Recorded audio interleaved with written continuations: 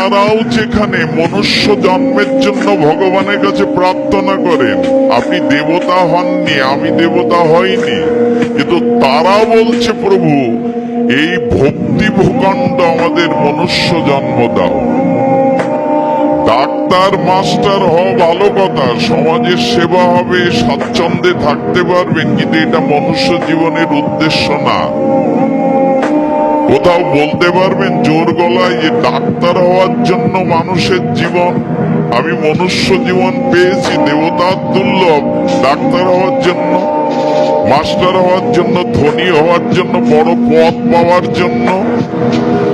আমি মনুষ্য জন্ম পেয়েছি মূল লক্ষ্য ডাক্তার, মাস্টার, ইঞ্জিনিয়ার, কর্মচেষ্টায় যাই হোক, আমার মূল উদ্দেশ্য ভগবত ভজন করে নিজের আত্মকল্যাণ করা, নিজের উদ্ধার করা।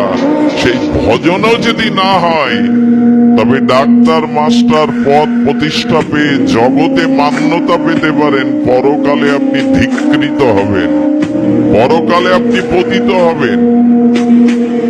এই জগতে সম্মান পেতে পারেন, বড় চেয়ার পেতে পারেন, সালাম নমস্কার পেতে পারেন, অর্থবিত্ত ঘর বাড়ি মর্যাদা পেতে পারেন, পরকালে আপনার কোনো স্থান নেই, কারণ আপনি ভজন করেননি।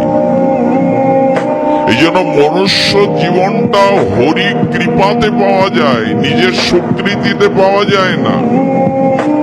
আর সেই হরি কৃপা করে মনুষ্য জন্ম দিয়েছেন ভজন করে নিজের উদ্ধার করার জন্য, আয়ুটা আন কাজে অসময়ে ব্যয় করার জন্য নয়। এই হিসাব আজ কোথায়?